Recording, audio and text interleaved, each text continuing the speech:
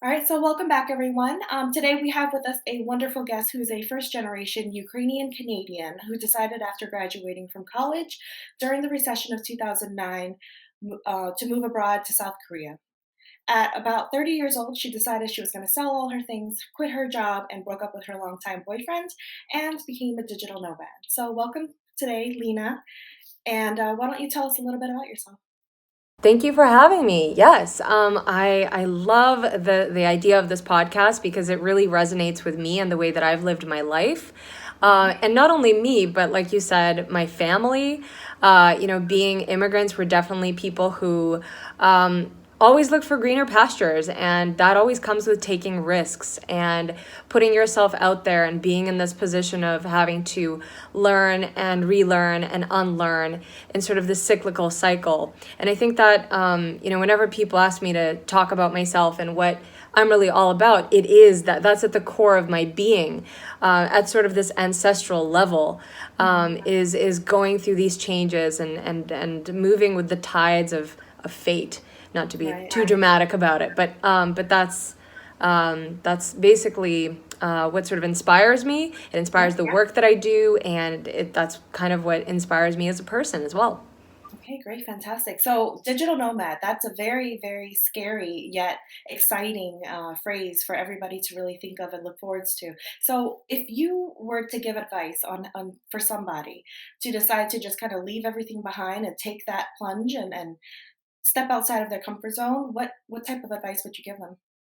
Gosh, so much. Well, first of all, like a lot of people do approach me about this and ask me, gosh, like how do I get started and, what to do? And I think, before you do anything, just sit and wait and really think about what it is that you're doing, because I know a lot of people approach being a digital nomad as sort of a way to run away from their problems. And what they don't realize is that becoming a digital nomad brings its own very specific problem set.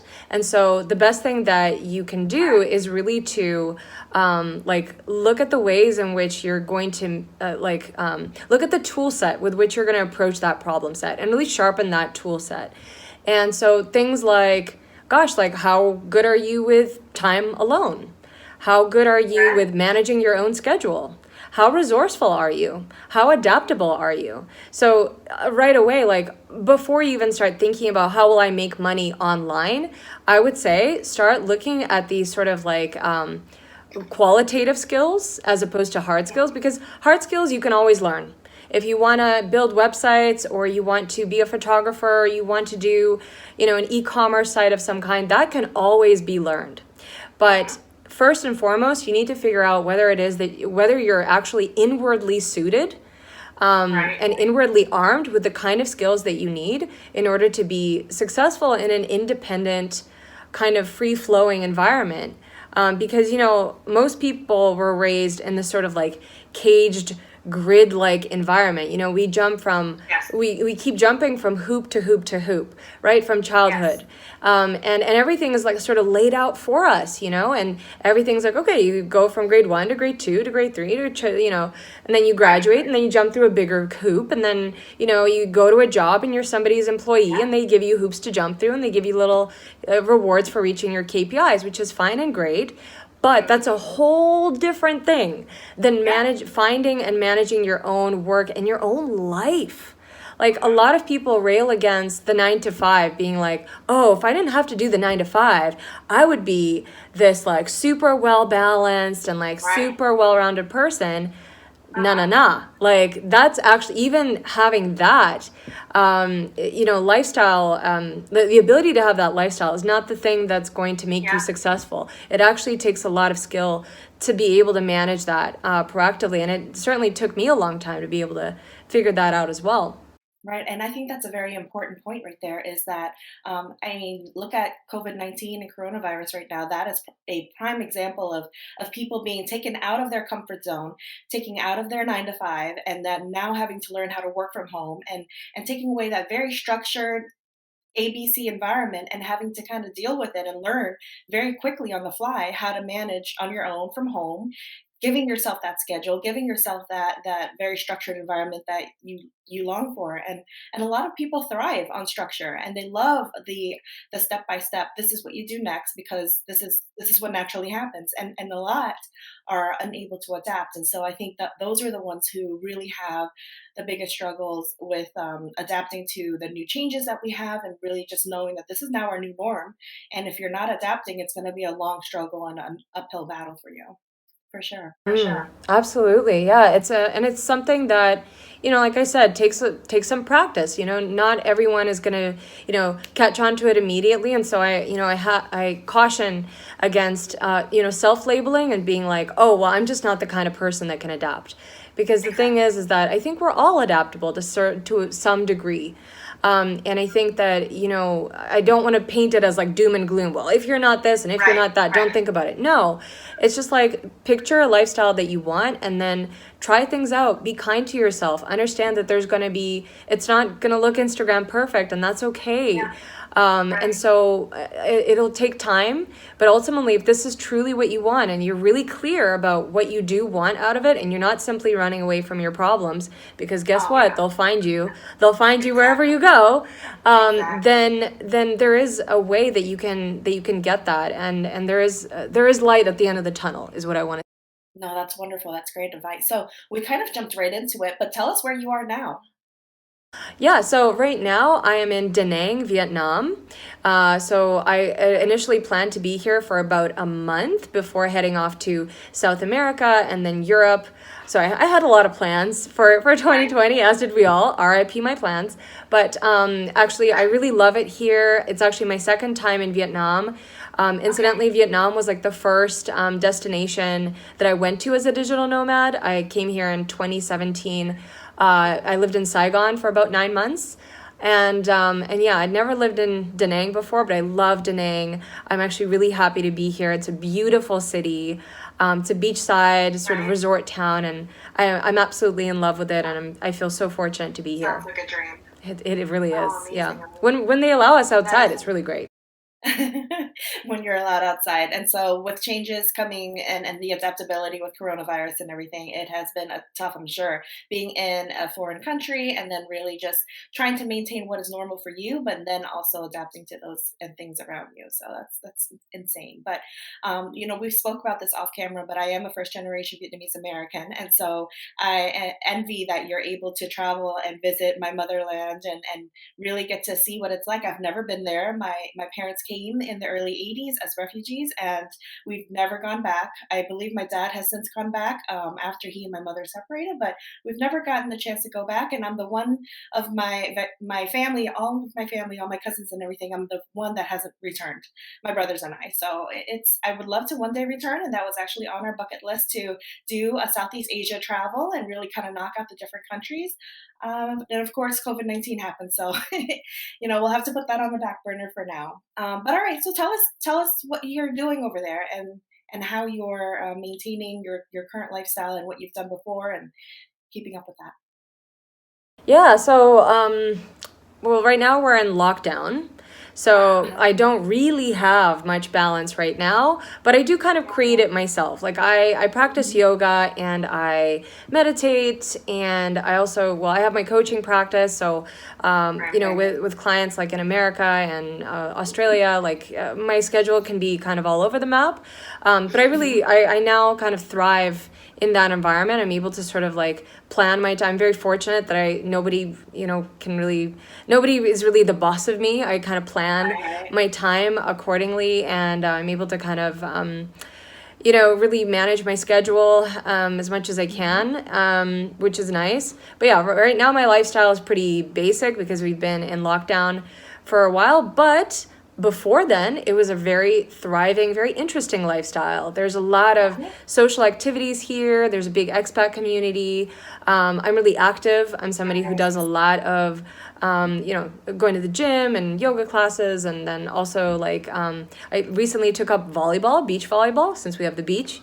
And so there's a lot of meetups and I'm a foodie as well. So I like to explore the culinary scene everywhere I go, which I think you would absolutely love as a Vietnamese American. It's absolutely amazing. Central Vietnamese food is awesome. So, Yeah. Uh, that's one thing I heard about from my mom growing up my entire life was, if we were in Vietnam, this bowl of pho would be 25 cents tops, and so I can only imagine how much I'll eat and how much weight I'll gain, on top of that, but the thing coming is, you back from won't. a If you're trip like eating that. like Vietnamese food, it's so light. Like it's really really light. It's not heavy at all. And I think because it's so hot, you don't have a huge appetite either because it's like it's just too hot and all you want is like a cool coconut and just a breeze, hoping for a breeze. You don't end up overeating here that much, really. That sounds amazing. So I do want to get back to the expat, but let's get a little bit into what you do as a coach and how did you get into that area? Yeah, so actually, my background is a little bit all over the map. So I have a background in education. So I was a classroom teacher when I moved to South Korea, and then I was a tutor for many years. And also, so I shifted when I came back to Canada after Korea. I shifted into human resource management and recruitment, and that really went well with my education because I have a degree in psychology, and I really, I was always really interested in how people work together, how they collaborate, how they communicate, and how to really streamline that process. So HR was really a great environment in which I could practice a lot of my knowledge and my skills and really have that very almost like cookie cutter dream job, like at a certain point, I think a lot of us want that recognition of their name on the door and, business cards and HR manager sounds so official. So I went that route, even though my passion was always working with individuals, working with youth, working one-on-one. So I kind of like shifted a little bit to kind of accommodate this idea of what I thought like a solid career would look like and what like a respectable career would look like. And so I kind of went more in that direction. It seemed more stable, more official. But to be honest, like my heart wasn't ever fully in it. Even though I really valued that time and I learned a lot and I honed a lot of skills in an organizational setting. But I craved that like independence. I craved applying a lot more of my psychology background, working with people one on one.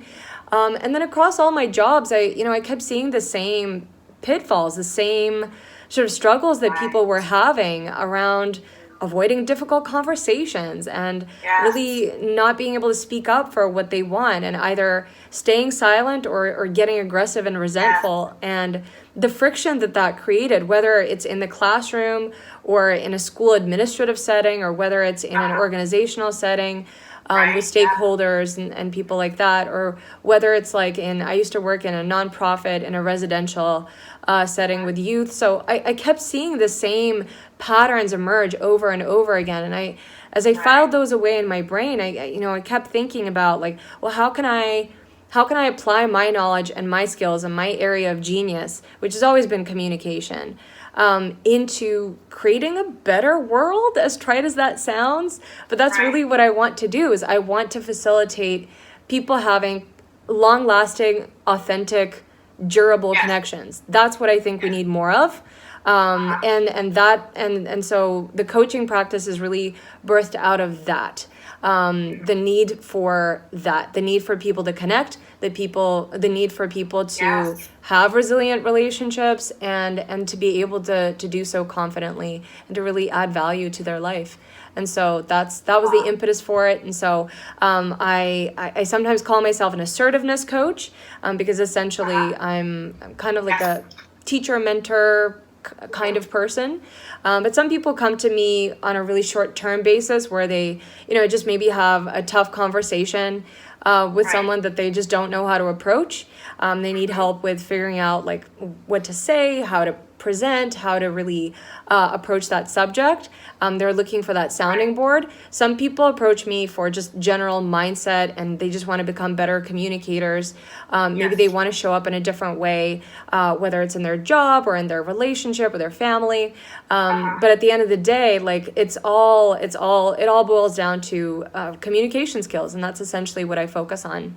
Exactly. That is so important. And I remember when I was browsing your Facebook page and just kind of going through some of the videos and listening to what you had to say about the types of communication. And one of your videos was even just communication through text message and how it can be read incorrectly versus correctly. Like, how do you approach that so that it does not it's not read incorrectly? And with this day and age, a lot of things are sent through text message, private message. That's so important to make sure that you do not offend on the other side. So understanding that culture and that language is different for many people. Like I remember my husband and I would tell him, stop putting a period at the end of your sentence. It sounds very, very aggressive, and Final, he's like, right? Yeah. to him, it's just grammatically correct to write a period or a punctuation mark at the end. I said, well, but it sounds like it's kind of like a I'm done kind of message to me. And that's how I interpret it. And so interpretation is key. But understanding that it's funny that you wrote assertive. There is a huge difference between leaders and knowing how to be assertive versus aggressive, and understanding the fine balance between that. When I started working in a leadership position, it was in addiction medicine, so I had a very tough crowd as a staff and a team. And them coming from a very authoritative leader to having me as a more of a tell me how you think and tell me what you think is best and give me a solution to the problem you think we have approach was very different. They didn't know how to react to me. To them it was, who is this girl telling me that my opinion matters? And so for them, having an aggressive and authoritative leader was what they needed. They needed that, I need you to do this, I need you to do that, versus somebody saying, okay, tell me what you think is best for this situation. And so together we would formulate a plan for our patients and move forward with that. But in the past, they were always told what to do. And so it was such a new concept for them learning, where they came straight out of high school and started their position there. So they professionally were raised in this type of environment. And so having a different type of leader walk in was very different. And then again, having those crucial conversations, in the South, in the North Carolina, when I've had my first leadership position, it was we're having a come to Jesus moment. That was the phrase. And the come to Jesus moment was very, in a way offensive to them. They took it as an aggressive standpoint. Like, so we're going to have to sit down and have a moment with God and talk about this. And that's not really how it should be. It should really be crucial conversation, difficult conversation, but in a way that doesn't offend them or, In a way that's not mess with their oppositional, mindset. maybe. In a way that's not like me versus you, but let's look Right. at this. Brene Brown has a beautiful Yes. thing about this where she kind of paints this vignette of like sitting not across the table from someone, but beside them, looking at the problem together and problem Yeah. solving together Yeah. collaboratively. And I really I love love that. that. But we don't really have that modeled to us very often. So, Right. yeah. And of course we're building tomorrow's leaders, so understanding this and having a good approach and a niche for this from the very get-go is very important. And then we have to learn and grow as leaders as well. So having this type of resource and you as a resource is just phenomenal to leadership anywhere. It's not just to children, and it's great for parenting as well. I can see how I can apply a lot of this to my teenagers, but really in every aspect of life, every type of relationships. And I did speak about this in one of my podcasts and YouTube videos. It's a two-way street. Best relationships are reciprocal. You have to. There's a give and take. It's not just a do, and I'll tell you what to do, but it has to be you tell me and I'll tell you, and together we'll formulate this. And so sitting side by side and having this vision and coming together with a solution is it's beautiful. So that's fantastic. So what really compelled you to go down this road with coaching? And I know you touched on it a little bit, but really, what was the final moment for you to say, this is where I'm passionate, this is where I'd love to be? Well, I always had it in the back of my mind. I think as soon as I majored in psychology, I always wanted to be this, I wanted to be in this kind of role. I knew it was for me, for sure. I didn't know whether it was going to be, a therapy or whether it was going to be like Right. youth advocacy or whether it was going to be being some kind of consultant. But I always had this vision of myself having my own office, having my own, setting my own schedule, and really like providing value to people one on one, and facilitating change on a one to one sort of basis, or even just a small group basis. That was always the vision that I had, and I knew that that was the medium through which like I could really let my talent shine and my skills shine. I knew like intuitively that it wasn't going to be in an office setting, but I felt the need to try that, just to kind of see. But I always knew that I wanted to do something like this. But the process of like ripening to it was definitely a process of stepping out of my comfort zone, because creating your own job and creating your own niche and your own online presence is something that is also like outside of my comfort zone. I'm not really somebody who's so flashy and whatnot. So it took a while for me to really kind of step into my like authenticity and my power, so to speak, to be able to put myself out there. So that took a lot of time and a lot of self work, even after I became a digital nomad, to really get the courage to do it. And it's still to show up in that every day. It takes a lot of courage, because I'm not like training people in something that in materials that my company gave me, or I'm not using somebody else's material. Like I'm using my own expertise and my own skill set that I honed over years of work experience. So it took a push, and it takes pushes every single day. And so, like I said, like pushing myself out of my comfort zone is always happening, because each client brings something different to me, brings a completely different need and a different challenge, and also requires a different set of tools for me to approach it with. So it's something that's continuously growing and evolving, and it has been. It's like a slow evolution, and the way it looks now will probably not be the way that it looks in a year, because I'll be different, and the clients that I work with will be different also. And so there'll never be, I kind of made peace with the fact that there'll never be a moment where I could just sit back and say, now I have it. Now I am the expert. Let me put on my spectacles and just sit back, and that moment will never come. And so I constantly have to keep growing and evolving and learning more and getting better. And yeah. Exactly. So the growing and the evolving, that is key. The evolution of you, right? Uh, being I always tell, because I'm in the healthcare field and I'm a nurse, and so I train lots of nurses, and I've always told them, the moment that you think you know everything is when it starts to get very dangerous, and patient safety is a factor, and so because if you're too comfortable and you think you're the expert in everything and you have the answer to everything, you'll stop looking, you'll stop learning, and you'll stop realizing that medicine continues to evolve around you. So it's very, very important that you continue to stay a sponge, and continue to be a life learner, because things are changing. It's not going to stay stagnant. And if you stopped learning, then you're going to be stuck in 1999 somewhere. It's just inevitable. So that is key. That's key. So you mentioned a little bit about the clients that you've worked with. So do you have a great example that you can share with us about somebody who came with a very specific problem, and then how it kind of helped you evolve or helped them evolve as a person? I mean, everybody is just so different. And you see, like, even in as little as like one session, you can see these really big breakthroughs. I think one of the things that I do with my clients is one of the pillars of my coaching practice is building on strengths. So a lot of times people will come to me with something that they really want to change, right? You seek out coaching when you want to change something. And so they'll have usually identified the thing that they want to change. And it's almost like they want to take a little like magic eraser and just like erase that trait or erase that habit out of their very character.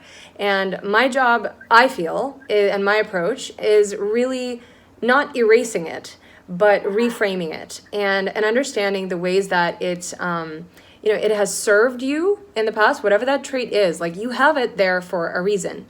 And I was recently working with someone who was struggling with assertiveness, and this person was a business owner, somebody who was quite competent in their industry, and yet felt this great sense of like, oh my God, how did I even get here with this character flaw of like avoiding hard conversations and like feeling small and feeling like, and carrying around this resentment, like, because it almost didn't compute like all of their achievements and accolades really didn't go with how they were feeling in a lot of their interactions. And so they were like, I need confidence and I need to erase this like smallness, this like reluctance, this thing. And so I think the work that we did was really around looking at how that very trait that she was looking to change had served her for so long, and it had actually been, in some contexts, especially in the past, a source of strength, and is actually a sign of resiliency. And so our work in reframing that and then building on that was a key turning point to then be able to say, it's not an issue of erasing that thing or hating that thing or putting that thing down. It's just a matter of looking at yourself holistically, looking at everything that you have inside of you as having contributed to your success in some way, shape, or form, and expressing gratitude towards it, but then putting it in its right place, and then adding other skills on top of that so that these things can now work in tandem. So that was how we approached that, and she left our sessions feeling quite a bit more capable in doing that, now that she had a different framework of looking at her anxiety with confrontation, and looking at appreciating at how at a certain point it was adaptable, and it is a sign of resiliency. And so if you already have some resiliency skills, guess what? You can more easily conceptualize yourself becoming even more resilient and building on that from a place of strength rather than from this place of, gosh, I'm broken and can you please fix me? Wow, that's amazing. So, I mean, really, this is so much more than just difficult conversations. This is really finding yourself and being self-aware and understanding that there are needs, and kind of evolving through the sessions with you to really get to know where are my weaknesses, where are my strengths, and how can I marry them together and really focus on things I like to focus on to take me to the next level. So that's pretty amazing.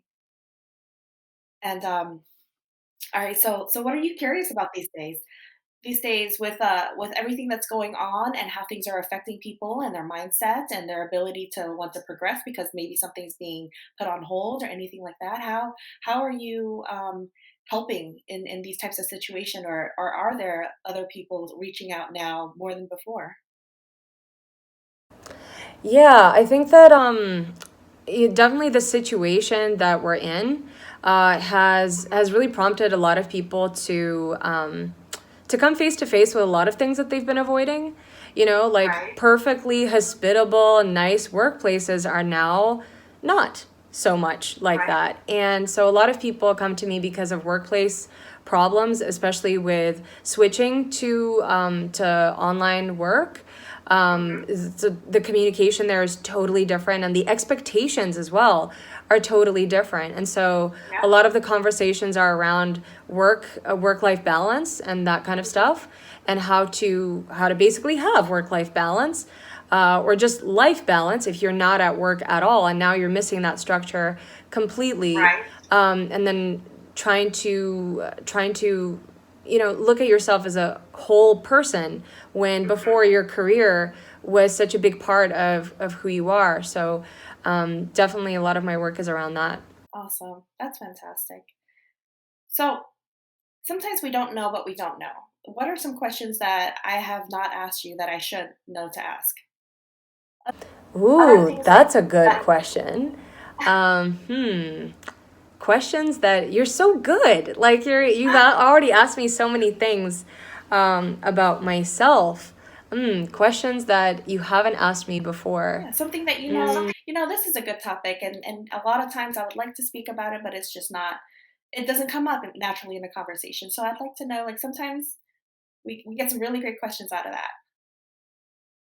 Yes, a really big part of what I want to put out there in the world is just the fact that relationships come in all shapes and sizes. A lot of times, people, other coaching mentors tell me like, "Gosh, you should really focus on this kind of relationship or this kind of setup or this kind of niche." And I guess part of my mission also is just really getting people in touch with themselves so that they really are able to create the kind of relationships that they want. So I guess a question that you could ask me is like, what are some of the key relationships that have shaped my life and what I've learned Yeah. maybe from those. Okay. Okay. Great. Yeah. So I So, guess for me, I've sort of had a really interesting sort of setup because I'm an only child, and as an only child, I spent a lot of time by myself. My parents were yeah. working a lot, and I had to really learn social skills. Because being an only child, I didn't really socialize that much, and being an Mhm. immigrant and stuff like that. So developing friendships, all flavors of friendship, has been such a big learning experience for me. And so a lot of the work that I'd like to do in the future is just like helping people be better friends and helping people figure out their needs in friendships and what they want out of even their romantic relationships. Having having a really firm understanding of who you are really like sets you up for success, and seeking out the kind of relationships that are going to be nurturing to you, as opposed to defaulting into the kind of connections that are just culturally prescribed, I guess. Yeah. And I think that also dovetails into getting out of your comfort zone as well. So often I see people in a social group or a community that doesn't really resonate with them, and a lot of times and some of those people do approach me about becoming a digital nomad because they're generally unhappy, Yeah. and they think, gosh, like maybe if I got to travel, or maybe if I got to get away from the situation that I am now, then maybe then I'll find my tribe and I'll be happy. And Exactly. while there is a sense, there's an opportunity obviously with travel that you'll find people that are more like-minded. um, Hmm. Having the ability to know yourself and knowing what kind of Exactly. people you want to be around and are really inspiring and nurturing to you, and also having the ability to maintain relationships over time, and knowing what you want out of relationships, because that's going to be Yeah. different. That's really what's going to set you up for success, as far as having a good social circle, and even having romantic relationships that are rewarding. So Right. yeah, so I guess my experience as an immigrant and as somebody who's really had to learn these skills from scratch really shaped my desire to promote that, Yeah. and my desire to like teach people how to seek out connections first and foremost, that really serve them in their life, because I do believe that the quality of our life is so dependent on the quality of our relationships, but Yeah. what that looks like is going to be very different for different people. Exactly.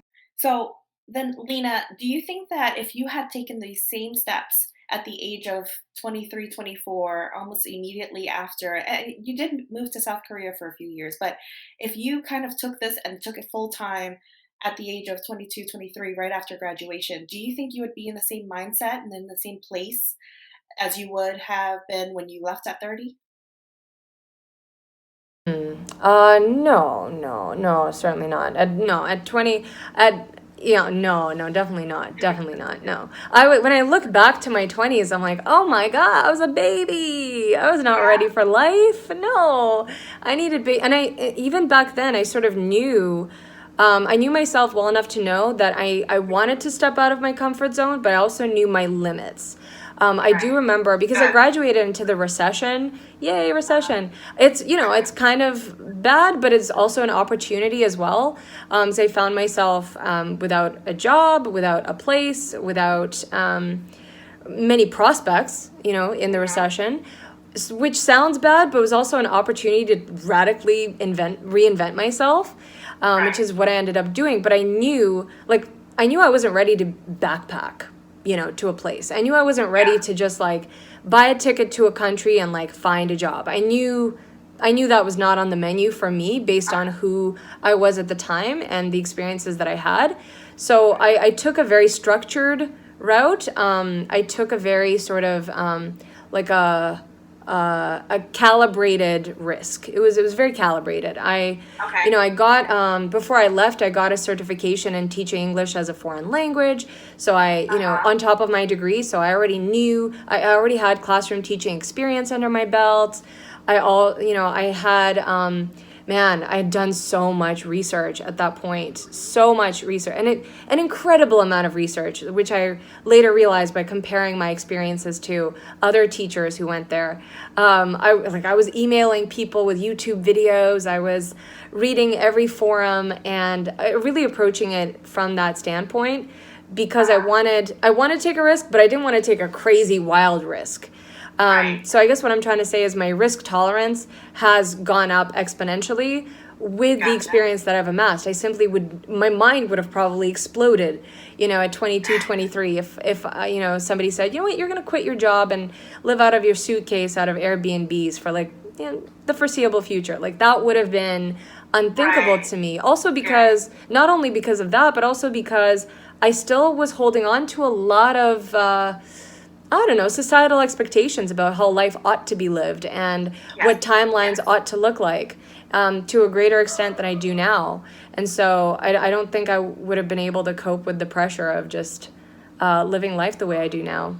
Wow, that's amazing, and that's very the intelligence behind your answer is just incredible. Knowing that you know what your life experiences, the limited life experiences in your early 20s and right out of college. I mean, college was really the first independence for most people, right? Or right after high school, whatever it is you choose to do. In my case, it was joining the army. But it's so different for so many people, and then it's the maturity that you grow from those experiences that makes you and shapes you to who you then become as an actual adult and contributing to society and really knowing yourself and your self-worth and your self-awareness and kind of growing from there. So how do you think being a first generation Ukrainian Canadian has helped shape you who you are? I know in my case, being a first gen Vietnamese American and being the only daughter of three kids and having an older brother who had a speech impediment, and then really being the one that was very supportive for my parents from a translation perspective, and just really having to know to be assertive and ask questions for them when they aren't able to, and just knowing that I have to kind of suck it up and go ask where the bathroom is or go ask where the directions are, and and translate that for my parents. And so, and then even then they became business owners, and then really having to learn how to read these legal documents at such a young age, and really kind of coaching them and pushing them through that has really shaped me to kind of be the entrepreneur that I am. So how has that shaped you? Very much a similar experience, very similar because, yeah, as the child, I was an only child, so I didn't even have other siblings to rely upon. So, Right. being the one that's more immersed in the culture, a lot of my childhood was spent, less so translating, although that was a part of it, like physically translating, but less Right. so that, but more so interpreting the culture and the cultural norms. Uh-huh. Because that's the thing, like, I think when your parents are business owners as opposed to like workers in a company where they Uh-huh. have to sort of adapt to the norms, they get to some extent be in their own bubble.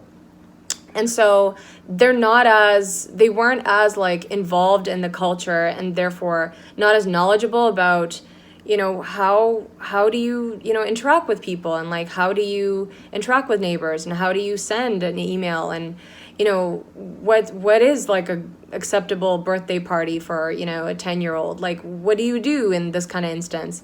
And so interpreting the culture, was a really big part of it, and Right. I think that was a huge part in shaping my interest in communication and understanding, Yeah. having the presence of that cultural and language barrier very much, made me, kind of straddle that fence between two worlds. And so Mhm. when you have that, you automatically are endowed with, two perspectives, and you understand things from Right. multiple different viewpoints, and you understand that neither is necessarily wrong. Like two people Mhm. could be talking completely past each other, and you understand what this person's trying to say, and you understand what that person's trying to say, but you also Right. understand that, unless you intervene, they're going to like Yeah. keep doing this. Yeah. So that I think was sparked a lot of my interest in, psychology and in communication specifically, because of these stumbling blocks and because of, all of these different, anecdotes that seem funny now and, at the time were, embarrassing or painful or, alienating or source of like shame per se.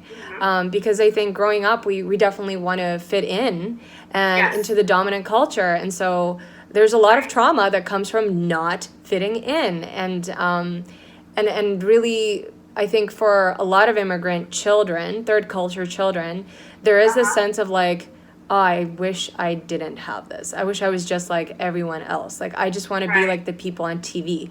I want to look like Yeah. them. I want to sound like them. I want to have, lunches Yeah. that look like them, that Exactly. smell like the lunches and Yes. so there is a lot of that. And then it's not until much later that you appreciate everything that Right. all of the ways that actually nourishes who you are and contributes to the complexity and the beauty of who you are Uh-huh. as a person. Right. And so in appreciating that comes a lot of self-acceptance and a lot of acceptance of differences in general. So my Yes. whole thing about that everything is relative. There are no absolutes. There is no absolute truth. There's like his truth and her truth, and there's like some other truth. But there is no Mhm. absolute truth that we can defer to. And all that we can ever do is try our best to understand each other's truth. And that's Right. that's really what I'm here Oh to wow, do. that's beautiful. Thank you. Thank you. That was absolutely well said. I love that. Um, really just knowing that growing up in a completely different having so many culture mixes, right? You have what's home and then you have what's out there and then trying to merge the two and marry the two and really for the longest time growing up in my case trying to pretend like what was home didn't exist and just conform to the norm that was very difficult, and but it really made me and shaped me. And being in the healthcare field where we have to interact with very many different types of cultures and personalities helped me be very culturally diverse and understand that the diversity is there. And sometimes the tone or the message that is being relayed by that individual that's not from the American culture or not from, what we expect to be normal around us, I not that I tolerate, I don't think that's the right word, but I understand it way more than most people who do not have that second culture to give them that life experience and understand it's not them being rude or disrespectful or anything like that. It's really just their culture. And working in a very large hospital back in Baltimore many, many years ago, we had many international clients too who fly in directly to our hospital just to have the types of procedures or the surgeries done. So knowing that we have to be very open-minded it was difficult for some nurses to understand how to handle and interact with those types of patients and cultures. So really very much changed the way things are. And I think that's what made me so adaptable to the many things around me and my environment after high school, joining the military and then moving from place to place. I was in upstate New York, I was in North Carolina, now we're in Miami. We're just all over the place, but being able to really just adapt to that. And so my kids now being military brats also have that to under their belts as well, knowing that they understand the culture in North Carolina versus how it was actually in Maryland and Baltimore, DC area. Things are so different everywhere, but being able to adapt and just plant yourself into the new place, root yourself and go from there and know that you absorb everything and you learn as you grow and then you just become this big evolution of who you are day by day. So I really appreciate that. I think that like that's such a gift that you're giving to your children, that they can now envision themselves in so many different environments and understand how different environments impact them, and yes. understand how people in different environments are, and that it is all relative and there are no absolutes, and that there's a million, as many people as there's as many perspectives. And so we can't Exactly. ever have the hubris of knowing that our perspective is the only tolerable one or the only right one. Right. So that leaves room for acceptance, compassion, and ultimately connection. Yes. Yes. That's beautiful. Amazing. All right, Lena, if you have a billboard with anything on it, what would it be and why? A billboard with anything Yes. on it? With Anything. anything. Oh, gosh. Oh, gosh. A billboard. I don't even remember the last time I saw a billboard. Oh, wow. Hmm. That's right. Yeah. I'm not sure. I think I would probably put my favorite quote on it, which is that be the change that you want to see in the world. I think that a lot of us look at the world today and see a lot of problems and see a lot of conflict and see a lot of Mhm. things that we want to change and a lot of things that we complain about. But I think like rather than looking at the world as this horrible place that, you know, is just ripe for a Yeah. revolution or a new world order or whatever, and feeling so powerless, and feeling so small and feeling so anxious. I think Yeah. each and every one of us can take a step today to Yes. be part of the change that you want to see in the world, even from the comfort of your own home, even if you're not working, even if it's just through meditation and sending out good vibes. You know, like I Right. really do believe that. And I think that that's the most unobtrusive thing that I can put on a billboard that I think everybody could glance at, and at least that would like plant the seed, Yes. hopefully, you know, Yes. of like, oh, I'm capable of making changes just by being me. And like if I Yeah. want to see change, then I have to start with me rather than with Exactly. anything outside of myself, whether it's coronavirus or the government or, you know, the Right. people in my family or whatever. Like you have to start with you. Well, have to. You may wish to start with you. You know, like I Exactly. hate to be prescriptive about it, but if you're giving me a billboard, that's probably what Yeah. I would say. Oh, that's awesome. Let's get back to the expat before we finalize this interview. And it has been absolutely amazing. And I think you and I love the energy that you have, and I love the vibe. And I think we could talk for days and days on end about so many different things. But just let's talk about a little bit about the expats. How about the what's the culture? What's the environment like there? How is it that what are you doing versus what they're doing, and how where are the similarities and the differences, and what makes you unique versus their what they're doing as well? Well, nothing makes me unique. I'm just the same as everybody else. I'm just like a garden variety digital nomad, you know, like I'm not, you know, I'm part of the ecosystem. There is an ecosystem, I would say. Yeah. Okay. Yeah, because there are sort of different streams of people who got into it for different reasons. Yes, we're all kind of location independent, but even if you take that, part of it. You know, how location independent are you? Some people have a home base and then they travel seasonally, like snowbirds. Like they're Okay. Yeah. technically a type of, you know, nomad, right? Then there's people Uh, that are you know, employed in a company, and their company sends them to different locations. Like maybe if you're in the military, or if you're, you know, in a large yeah. global Yeah. conglomerate, and so yeah, you're living in different places, but you're having like a pretty structured life in Right. each one of those places. And a lot of those people are like married with families, and they're still expats, and some of them are nomads. Some of them are even Oh, digital wow. nomads, right? Like some of them work remotely, at least part time. And so there are people like Wow. that too. Then there's like digital entrepreneurs, and then that's like a big category of people. So people Uh-huh. who, you know, they don't work for an employer, they actually start their own gig, whether it's like SEO, we have a lot of SEO people, crypto, currency Mhm. people, programmers, that's like the OG, you know, like digital nomad Yeah, job, programmers, I people who can do see that. stuff on websites, WordPress developers, UX Wow. designers, like people who are really in that really like Yeah. technical side of things. Then there's Right. people who are like, I'm really plugged into the spiritual community. There's people who are like spiritual entrepreneurs, whether they're like yoga teachers or they're breathwork facilitators, or they're some kind of like coaches or therapists, or Right. like Right. dating coaches. Like there's a whole ecosystem of people in that realm as Yeah. well. And so there's that. Then there's people who, you know, work online, maybe freelancing. So maybe they're Uh-huh. not, they're kind of in between entrepreneurs and like people who are employed for like a company. So there's this middle ground of, well, I'm freelancing maybe like on Upwork or some other content mill website, or Uh-huh. I'm doing a mix of that and maybe some part-time work, and maybe I run some workshops. There's people that kind of do a mix Yeah. as well. Like they're not like purebred in any one of those like categories. Right. And I think that the thing that unites all of us, I think, is the fact that we want to create something that Mhm. that didn't exist before, or we want to, Yes. whether it's a lifestyle, Uh-huh. or whether it's an actual like product, like a digital Okay. product, or whether it's a Right. service, or whether it's like a collaborative idea, or like a co-housing community, like a Uh-huh. concept like that.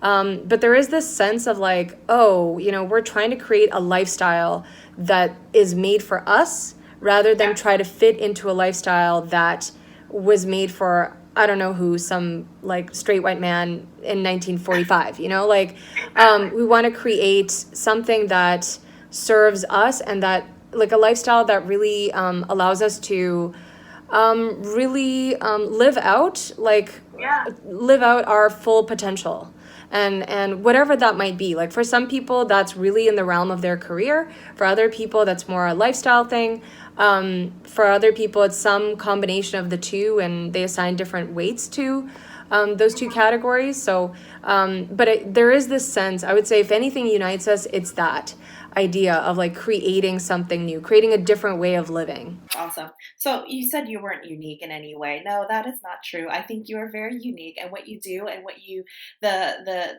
energy that you exude into this world and the efforts that you are putting into different clients of yours to really put them in a better place in their life is just makes you one in a million, maybe even two. So you are very unique in your very own way, and it's been a joy, Lena, to speak with you and get to know you a little bit better. But where can our listeners go to find you and connect with you in the Absolutely. future? Thank you so much for the kind words.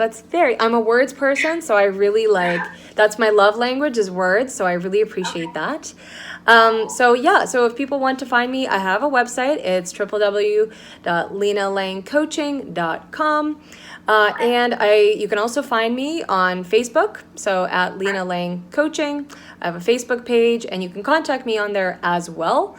You can also find me on Instagram as well at Lena Lang Coach without the ing on Instagram. Yeah, so those three channels. Yeah. Wonderful. Well, thank you so, so much for your time. I know it's late over there in Vietnam, but I hope that you do have an amazing remainder of the weekend, and that hopefully all of this subsides soon and you're able to get to your next location. But thank you so much, Lena. Thank you for having me. I had a blast. Thank you. And yeah, you too. Take care.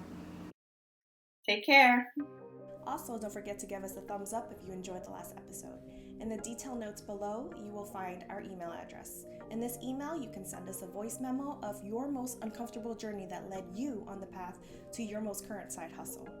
Remember, if you're sending us a voice memo, you are giving us permission to use your voice memo in our next episode or call you and invite you as a guest on the next series. Keep hustling, and I'll see you on the next episode.